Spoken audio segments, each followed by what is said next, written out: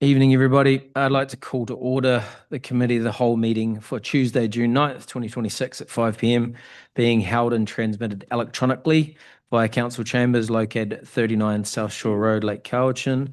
I'd like to acknowledge that we're gathered here today on the unceded territory of the Subatsit First Nation. Is there any late agenda items that anyone would like to add? Councillor Vormarker. We're coming up with a number for in camera. What is it under? Yeah. 91C. Okay, 91C. So Another two. Two items. So we're just having two items in camera under 91C, labour relations or other employee relations. Any other additions to the agenda? No. With that, would anyone like to move that for approval? Councillor Austin, seconded by Councillor Vormarker. All those in favour? That motion is passed. Just want to acknowledge that our CAO, John Thomas, is joining us tonight via Zoom. He is at a conference. Can you remind me of the conference? Man, we've got LGMA, local government leadership, one of those. And then also I'd like to just state that I have a conflict of interest when we get to reports G under seasonal paid parking strategy. I'll be removing myself from that conversation. I currently rent a property from the town, which will finish. The lease will end if the paid parking comes into effect. So I have a financial gain there. Next up, we have public input. So if anyone would like to speak about anything on the agenda tonight, you can come to the podium. You have 3 minutes on the subject, and just get you to state your name and address and hit the button up there. Would anyone like to speak? Go for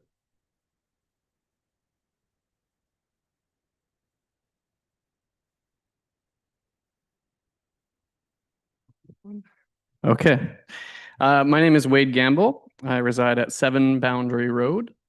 I'm also the general manager of a restaurant here in town, Jake's at the Lake. And it's in that capacity that I'm speaking here tonight, and I'm speaking in response to the staff report in regards to paid parking. Feeling like deja vu here. We've all done this before. We've talked about parking many times, and it seems each year we come up with some other harebrained scheme. I call it that because this is based on very little. We had a parking study done, and while it does reference the parking study, it does not follow its recommendations. The fact is that this document says a lot of words, but anyone can say words. And so I'll throw some words out there. The town of Lake Cowichan does not have a parking problem currently. When I have to go to my restaurant at 1 p.m. on a Saturday, I find parking just fine. I might have to walk a little. I might have to park a little further away, but I can park just fine. The issue here isn't the parking and its availability, and to push people away from our town by making them pay for parking or slapping them with punitive damages for enjoying their time here in Lake Cowichan does nothing to address the need we have in tourism. This town is a tourist town. We have recognized that. The town has recognized that, and they've created a manager of tours and business development. I believe that person hasn't started yet, but I would be very interested to see what they think about this. The revenue projections in this, they're based on max capacity. They don't account for the fact that a Tuesday is different than a Saturday. The numbers are just not there, unfortunately. We have a parking crunch, maybe, for 2 to 3 months of year. But we also need to recognize we're way too late in the game right now. We have already had one of our busiest days this year. The Foam Fest that arrived in town, the businesses were at their absolute max capacity. Parking wasn't an issue, again. I just don't understand why we can have a 16-page study that addresses parking and nowhere in it, it says, maybe we should create more parking. And it's not like we don't have the capacity. At Saywell Park, there is plenty of machinery parked on the grass that could be moved a little further and we could create more parking. When we say to people, you have a maximum amount to spend in a time, you're telling them you have a max amount you can contribute to our economy. I would hate for people to come into my restaurant and again, get back to their cars, realize that they're at their limit, and then leave town. I don't want that. Other businesses don't want that. They want people to stay. They want them to walk around. So instead of exploring these ways that we can try to suck some money out of people just because they arrived here, let's try to think about ways we can get that money into the hands of the businesses in town. So parking maximum time, let's think of a minimum time. You have to spend a minimum of 4 hours in town, and that way you don't have to pay for your parking. That would actually contribute to the financial betterment of the businesses. And let's talk a bit about the businesses. The restaurant industry in Canada at large is failing. It's not suffering, it's failing. Upwards of 60% of restaurants in Canada are not paying their bills in a day. It's a real problem, and we will lose the businesses in this town if we can't find ways to support them. This does not support them. The costs, again, when we get down to it, they don't include many things like the administration time, the communication and the social media press that we want to get out there about this for this year. None of that is costed. The getting feedback in the end, and again, none of that is costed. It's going to cost us money. It is. We can't just say that it's, 65 grand, that's all it'll cost. Absolutely not. We need to factor in the town staff's time as well. There's mention of paving the Point Ideal lot. Where's that money coming from? It's not going to come back from a couple months of generation. And so while I understand that town is exploring options for revenue generation, this is not it. In closing, I'd just like to say, I reread this a few times and I couldn't see any difference from the last couple of years we've tried it. I would hate to see people in vests walking through the parking lot, approaching customers as soon as they get out of their vehicles again, asking them what their parking intentions are. That's not a way to welcome people to Lake Cowichan. There's other things we can do with parking. I absolutely believe that. But I truly believe that this is not something that's going to help out our businesses in town. It's not going to help us out in tourism. And I think that at the very least, we need to wait till we have a manager of tourism and business development, someone who started into that before we go about taking this plan. Thank you. Thank you. Would anyone else like to speak on anything on the agenda? No, seeing none. Thanks for that. I need one of those hoodies too. They're pretty good. Have you? Oh, you got to volunteer. Boy, I'm doing the raft race. Should get one. Yeah, okay. Yeah. Okay. Business arising and unfinished business. Councillor Austin, would you like to address Mildred Child Annex site designation?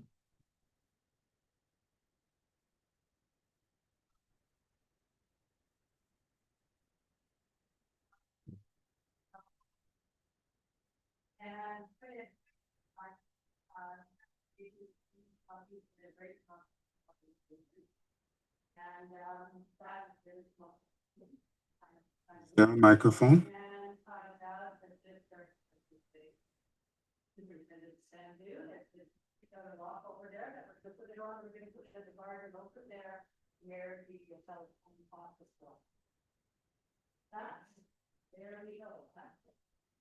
Just to summarize for those at home, Councillor Austin just presented the plaque that's going to the Mildred Child Annex site. So that'll be great to see it up and going.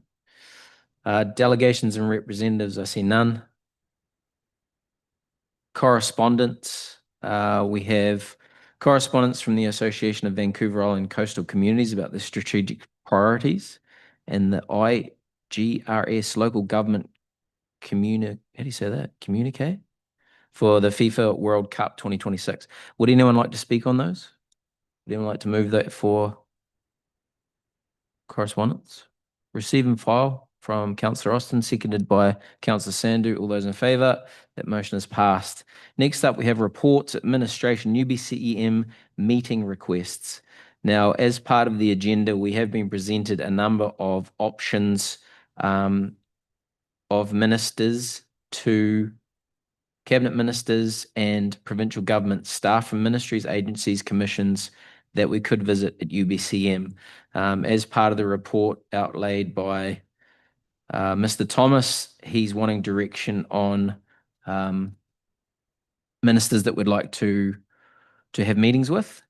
The topics that he has highlighted is around healthcare. Sorry, Mr. Thomas, do you want to speak on this, or am I good to keep going? You're good to keep going. Thanks, mate. Healthcare, municipal infrastructure, housing, and AB Greenwall, and then river health. Would anyone like to give any direction on ministers that we would like to seek for those? Mayor McGonigal. Thank you very much. I think it's imperative, given the current situation of healthcare within our community, that we meet with the Minister of Health, advocating for a primary care facility in the town of Lake Cowichan or vicinity for those who need those services. And this is to take nothing away from the current healthcare providers that we have, but there is a need in our community and our surrounding communities that is not being filled. So I would like another meeting with the health minister, advocating for practitioner assignments within the town of Lake Cowichan. We have a facility that's ready to receive physicians. So let's get physicians in there. Councillor Sandhu. Thank you. I'd like to have a meeting with the Minister of Infrastructure and Housing regarding, I think, the status of our sewer lagoon, like where we're going over costs, possibly, yes. And also talking about AB Greenwell. I think we need to keep that on the table. We need to keep the pressure on the government on that because it'll be a year and we've heard nothing, so. Okay, so if I was to put this into a motion, we would be looking to visit with ministers around healthcare, infrastructure, housing, AB Greenwell specifically. Would we also reach out about river health as far as funding for the weir? Is everyone happy with that? No? But I do have one more, if Sure. that's okay. I think the Minister of Education, that's an important one, given the number of mobiles, I'll call them, ATCO trailers that are currently present at Paulson School. If you'll recall, approximately a decade ago, the town of Lake Cowichan was #1 on the capital project list of School District 79 for a new primary school. I think it's time to move to a K-7 program instead of K-3 and 4-12.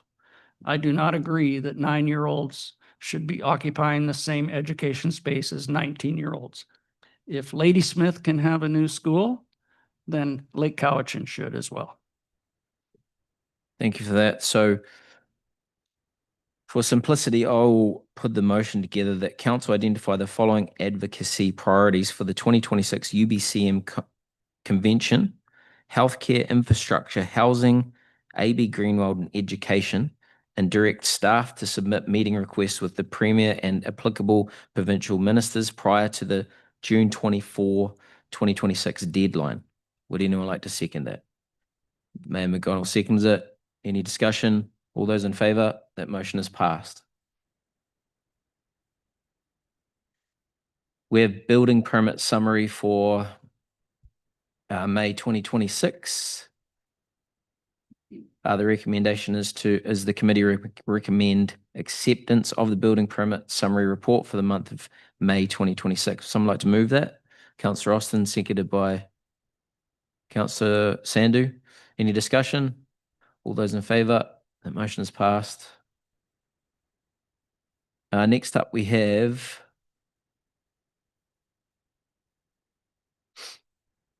finance period ending May 31st, 2026. Ms. Gill, would you like to speak to this? Yes, thank you. The finance report is attached for the period ending May 31st, 2026. Property tax notices were mailed out the last week of May. The payment deadline is 4:30 p.m. Thursday, July 2nd. If you haven't received your tax notice, I'd advise you to contact the town as soon as possible.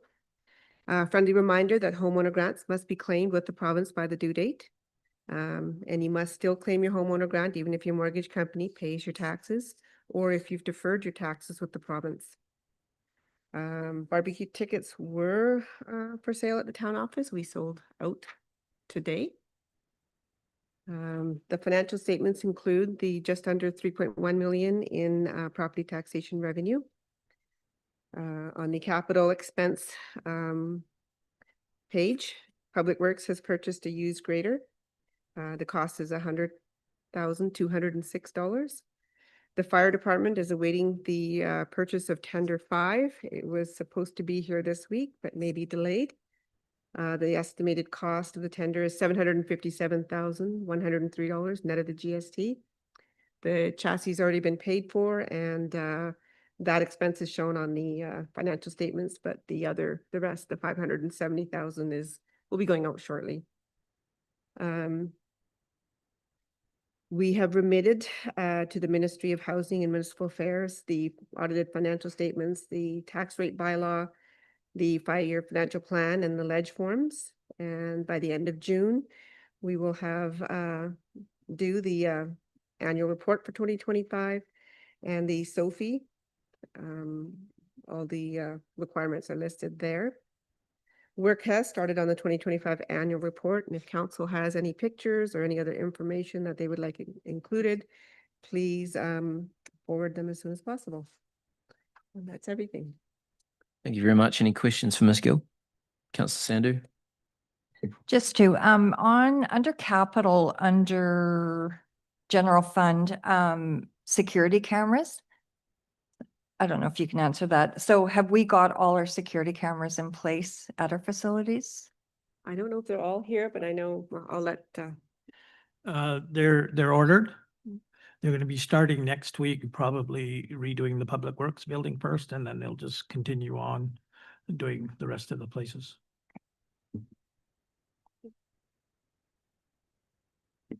Any other questions for Ms. Gill? No, we'll stick No, with Ms. good. Gill for the provincial budget 2026. May I say something, please? So the budget that was passed in February, the provincial budget, did contain some changes that do affect the town and the residents of the town. The first being the changes to the property tax deferment program. Previously, it was prime -2. The interest rate's now been changed to prime +2 for all new applications. And previously, what was simple interest being charged is now being compounded monthly. So that will affect people that are applying for tax deferment. Also, starting October of 2026, the PST tax base is being expanded to include professional services such as accounting and bookkeeping, architectural, geoscientists, and engineering services. There is a cap on the geoscientists and engineering services where you only pay the 7% on the first 30,000. But sorry, just on the geoscientists, not on the engineering services. But this is previously untaxed and will have an effect on our budgets because we do a lot of engineering. Also, starting next year, the province is eliminating the rural and northern homeowner grant. So everybody's grant will be going down by $200, similar to Victoria and Vancouver and some of the other non-rural areas. So the elimination of that grant, it does reduce for Lake Cowichan alone, if based on last year's homeowner grants, $260,000 less grant revenue coming from the province and similar amount coming from the residents of Lake Cowichan. So these are things that I just want council to be aware of, and there is talk, there has been some communications that there should be some lobbying to other levels of government at UBCM or whatever for the reinstating the homeowner grant, and also looking for an exemption for municipalities for the 7% GST. Mayor McGonigal. I'll speak to number 1, the tax deferment. That was brought forward as a resolution at ABICC, which will be going to the Union of British Columbia Municipalities for further discussion on setting the interest rate at 2 below prime as it was in the past, noting the increase of the number of people who are utilizing tax deferments as an option for affordability. On the other aspect of the rural and northern Homeowners grants, I believe that will also be a discussion. It's interesting in the federal or the provincial budget that the forestry industry, which has not made their annual allowable cut for the past 10 years, would be a significant revenue stream should those permits be allowed to be expedited. 129 million cubic meters is the number that is currently being harvested, which is significantly lower than 450 million cubic meters of the total allotment in British Columbia. If you think of the revenue from that single resource, many of these could be refunded to the fullest with that revenue stream. So I think it's imperative that we look at the budget as a whole, not to pick out homeowner grants, et cetera. We are in a dire time in the province of British Columbia. A dire time. Record deficits. Can we do record deficits? No. We are the only level of government who have to have balanced budgets on the backs of the tax base, with only one source of revenue, property tax, which is an archaic system. When you look at Alberta communities who have resource sharing, I talked to a mayor of Northern Alberta who has a $10 million option within his capital budget that he can't spend. He's done everything. It's absolutely ridiculous. There's my soapbox. It's not a campaign speech, but take it as it is. Councillor Sandhu. Well, I was just going to say that the provincial government leaves no room for municipalities to try and cover the costs of our own increases every year. And we're mindful of that every year, how to keep the tax increase as low as we can, even with cost increases that are out of our control. But I say that we also send a letter to every municipality, regional district in British Columbia that would be impacted by this rule in Northern be ahead of UBCM, so we can get some kind of movement behind us at the conference. So sorry, does that change any of the ministers that we want to meet with after this report? I guess it would be under Premier Housing. Okay. Anything else on the 2026 budget? Not much good news in there. I've been asked by Councillor Marker to revisit for number C, finance.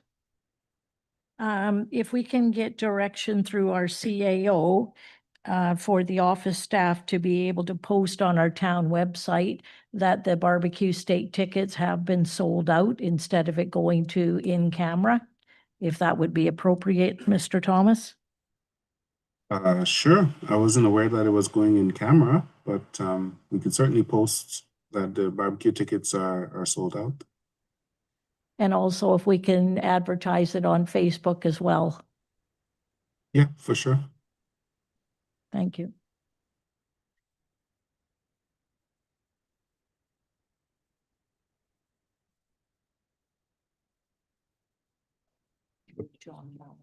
Okay. Next up we have, if you're happy to move on. Yep. Next up we have the Fire Department Incident Report for April 2026. And we have a recommendation that the Committee of the Whole recommends to Council that this staff report be received and that the Committee of the Whole recommend to Council to approve the Lake Cowichan Fire Department Incident Report in the amount of $10,117.70 for April 2026. Would anyone like to move that? Councillor Austin, seconded by Councillor Sandhu. Any discussion? Call the question. All those in favour? That motion is passed. Now we have the Fire Department Incident Report for May 2026. The recommendation is that the Committee of the Whole recommends to Council that the staff report be received and the Committee of Whole recommend to Council to approve the Lake Cowichan Fire Department's Incident Report in the amount of $12,347.80 for May 2026. Would someone like to move that? Mayor McGonigal, seconded by Councillor Villmarker. Any discussion? All those in favour? The motion is passed. Now we move on to... Chair, might I suggest we just alter a bit? We move to H. we can do that one prior to you declaring your, I also flushed the toilet, so I might have to declare a conflict on this next. I'm just joking.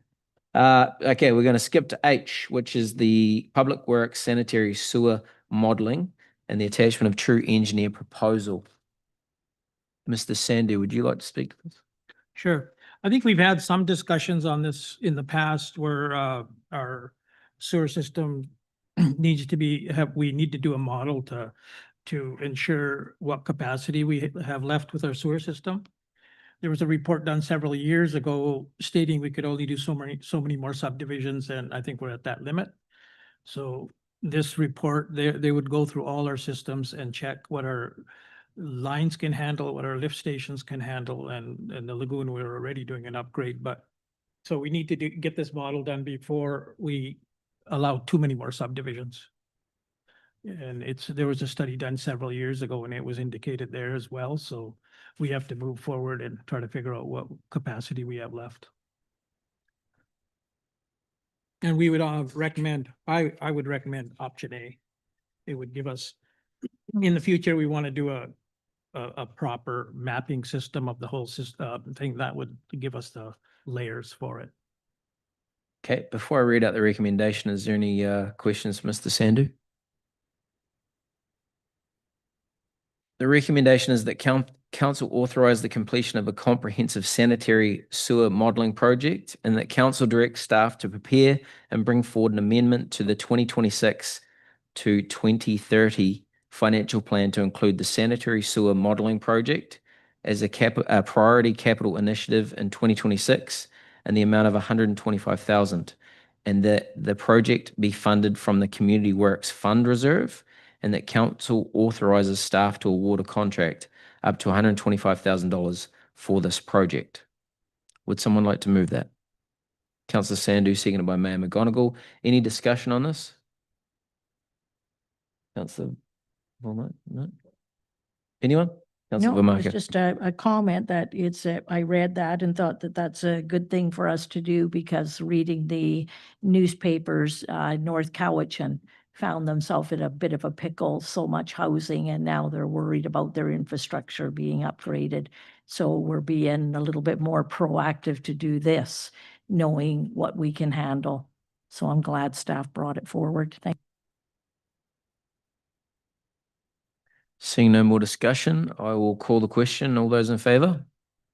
That motion is passed. Thank you for that.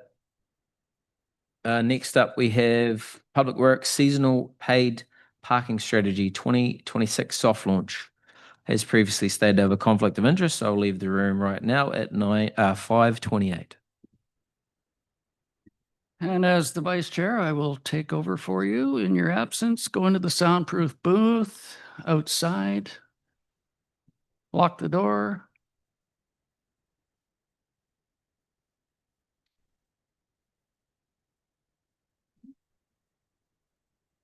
Stay away from the kitchen, please.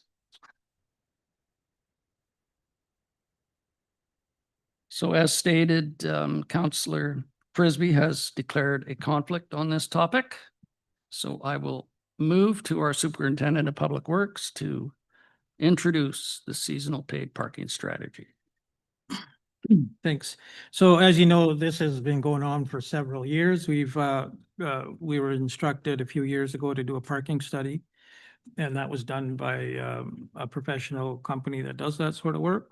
So we've taken some of the information they gave us, some of the information we have found around town, and it's all in here. We've had several discussions, so I've given the options, and I'm going to leave it totally up to mayor and council which option you guys prefer to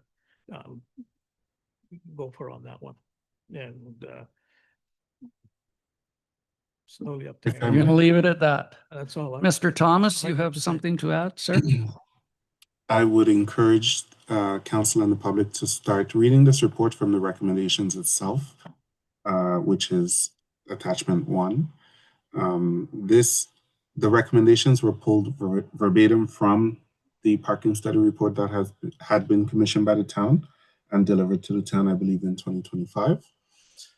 Again, I'd like to point everyone to the first 5 recommendation, which talks about parking restrictions, which is something the town has put in place in a number of areas already.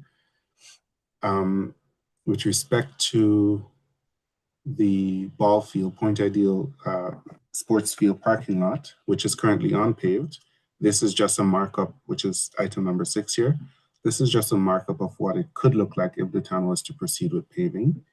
To my knowledge, the town has made no decision with respect to paving that parking lot at this time or in future years, but that is something that could be looked at in the future.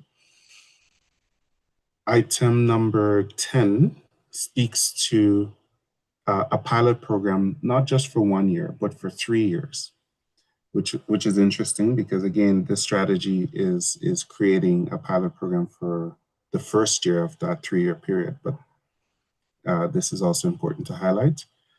Recommendation 11 creates an exemption for residents in the community because, again, we certainly recognize that Lake Cowichan is a small community, and I think one would expect that if a parking program was to be implemented across the board that applied to residents included, it might certainly have a different feel within the community. Number 12 is obviously a typo. What's listed as number 13 is again another exemption from the recommendation for employees for the businesses that are in the downtown core area. Item 14, again, this is about implementing the program with a focus of enforcement, because again, if we're going to invest in the infrastructure, investing the apparatus to create paid parking for a season, whether it be 1 month, 2 month, 3 month, 4 month, or longer, there still needs to be an administrative function behind that to support that program. And the rest of the recommendations are there for consideration. That talks about staffing, that talks about a number of things. To take maybe a 30,000-foot view of this particular issue, we need clarification on the intention from council with respect to parking for the community. Council has historically made a series of steps on a continuum of making a decision towards paid parking in the community. We understand the sensitivities around that. We certainly recognize as staff that the introduction of this idea at this stage of the game, recognizing that the summer is upon us, is a bit tight. We're not denying that. There is still room to do some work if council wish to move forward, and we could also put it on the shelf for a future date if council wishes. As Jazz says, this is a decision of council, and we look forward to direction. Thank you for that. I'll turn to councillors for input. Councillor Austin, please. Thank you. I was never enamored by the original parking study anyway. There is quite a bit of parking in town, and people do have to walk sometimes. I understand we have purchased some meters. Is that correct? Perhaps we could use them in one particular spot for a short time and see how it works. But yeah, I'm just not feeling good about this particular study. Thank you. Councillor Sanday, please. Thank you. If we decided to not do this for 2026, those meters, would those meters still be usable next year? Like, is there an issue with the year they're purchased? No, we've purchased them, and we can just store them for the year or park the parking meters, I guess, if you want to call it. What will that cost to park the parking meters? No, that was a rhetorical question. I just think we're in the middle, we're going to be in the middle of June, and there's going to be a lot of chaos within the community of residents not understanding how to reach them. They're not going to understand all this, and they're going to get frustrated.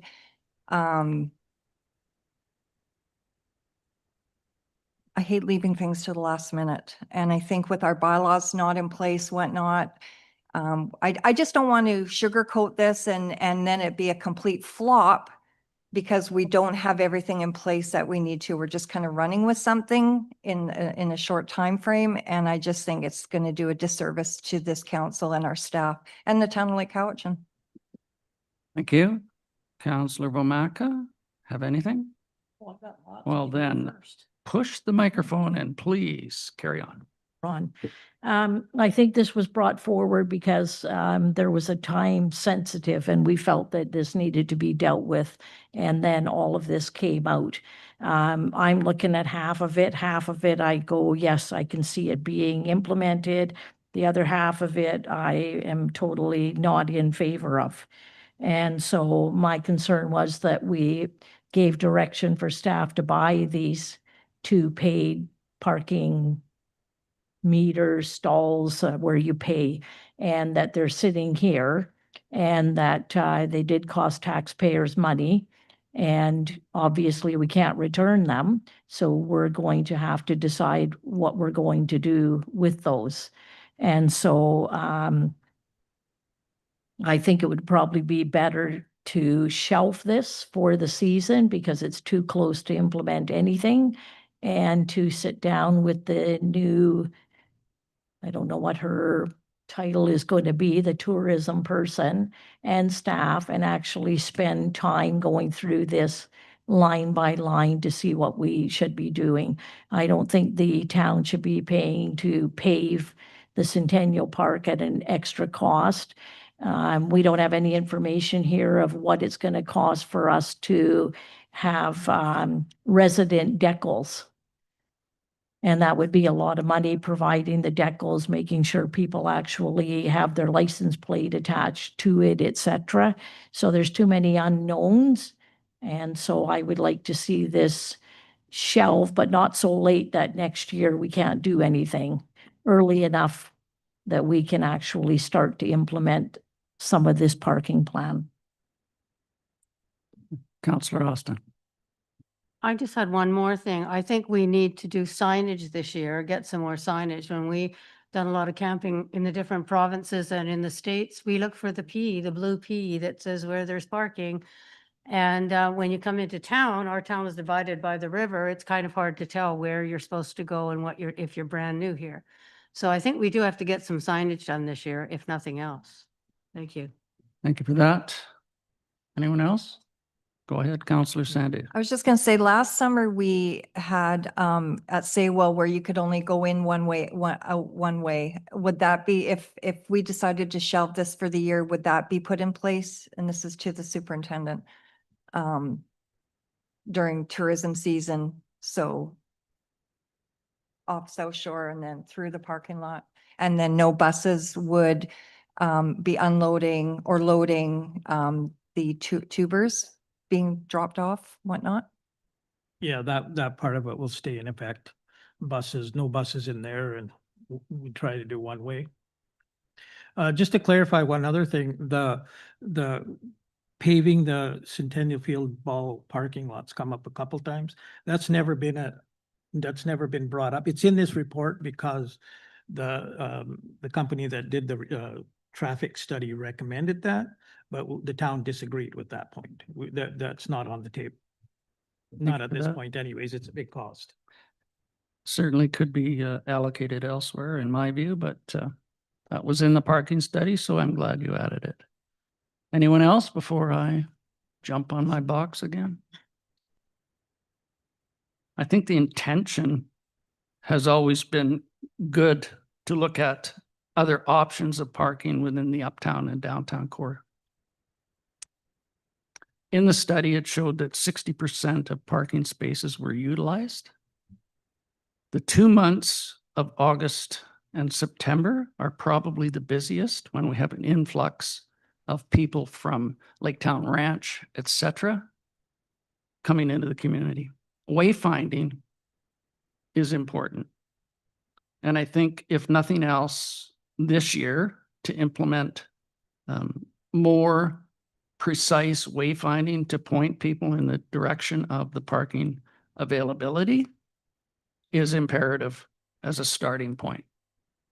I would like to see the new director of economic development have a look at the parking plan, not only this one, but the ones we've been discussing for the past 8 years, and come up with a concrete plan of implementing more parking should it be needed. The infrastructure deficiency is probably the biggest aspect. There is plenty of parking according to the study. Do we want to charge people just to charge people? We have the infrastructure that we've purchased. It doesn't mean that we don't have to use it in the future. If we can look at a plan moving forward with not seasonal workers utilizing the enforcement, but to actually have that within the bylaw, I think it's important that we have backup on a parking plan moving forward. So I would personally like to see this go to our new Director of Economic Development and Tourism, and also have it discussed by the APC members, just to get the input of their view on not only this plan, but the parking study that was done. We always appreciate the input of the Area Planning Commission. We don't always follow their recommendations, but we do love to see what their vision would be outside of a political decision. And this is a political decision. People don't like paid parking. But if you go to Victoria, if you're a resident of Victoria and you're going down 8th Street, parking in the 8th Street Parkade, you're paying. You don't get a sticker. You don't get a free ride. You don't pass go. You pay your $2. But for this year, June 9th already, I think it's a little bit late to be implementing. But I will wait for someone to make a motion as to what we do moving forward. Councillor Austin. I'd like to make a motion, the number 2, that council defer consideration of the parking management pilot program and direct staff to undertake additional public consultation, refine the implementation plan, and report back to council with revised recommendations and financial projections. Would you also add considering putting that to the APC for their input? And Well, I thought that was with, yes, certainly. Thank you very APC is much. fine.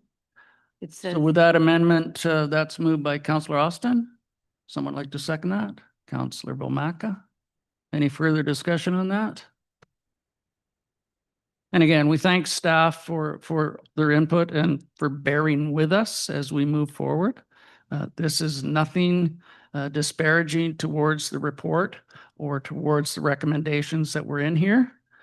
As you said, you're leaving it up to council, and council is making their decisions. So please don't take it personally. And I know you don't, but I have to say that publicly. I'll call the question. All in favor? Opposed? That motion carries. If we can just pause for a minute and have Councillor Frisbee return.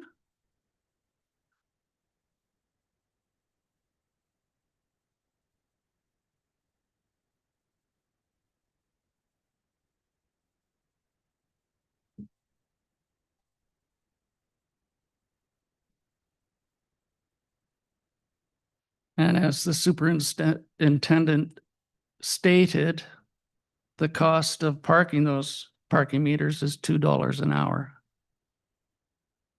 Just want to make sure everybody heard that, Mr. Sandu.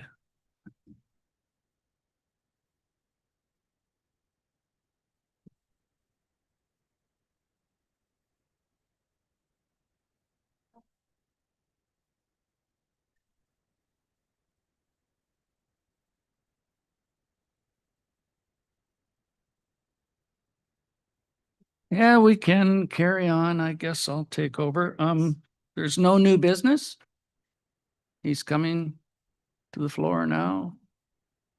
And as he makes his way, I will cede the chair to Councillor Frisbee.